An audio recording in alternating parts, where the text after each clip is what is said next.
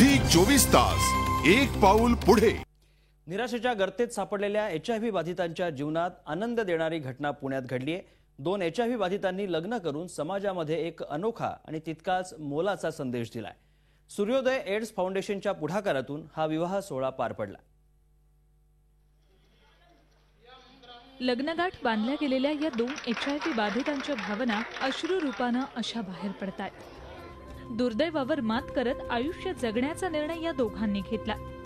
त्यानंतर यांचा विवाह सोहळा शनिवारी मोठ्या थाटामाटात आणि तितक्याच आनंदात पार पडला। सूर्योदय एड्स फाउंडेशनच्या पुढाकारातून हे लग्न लावून देण्यात आलंय। HIV बाधितांना वंचितांचं जीवन जगावं लागू नये ही त्यामागची भावना।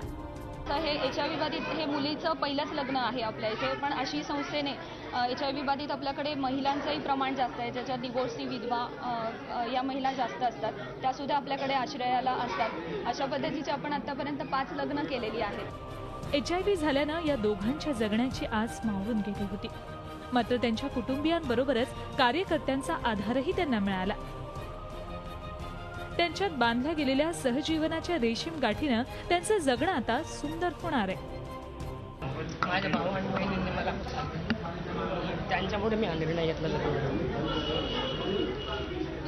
आणि जोपर्यंत मी व्यवस्थित आहे, म्हणजे CD4 काउंट वगैरे वायर लोड माझा जोपर्यंत व्यवस्थित आहे तोपर्यंत मी तिला व्यवस्थित सांभाळेन। मी NMP पासून आले आणि मला इथे आल्यावर पुण्यावर मला खूप मोठा आधार भेटला आणि ह्याच्या आधी मी खूप खचून केलेली होती। पुण्यात आल्यावर मी पूर्ण सावरली आणि हा निर्णय घ्यायला मी दीदींच्यामुळेच मी ह्या निर्णयावर पोहोचू शकले। हे लग्न त्या दोघांचं असलं तरी त्या दोघांपुरतं मर्यादित नाहीये, एक सामाजिक संदेश या निमित्तानं दिला जातोय। त्यामुळेच या नवदाम्पत्याचं मनापासून अभिनंदन आणि लक्ष शुभेच्छाही।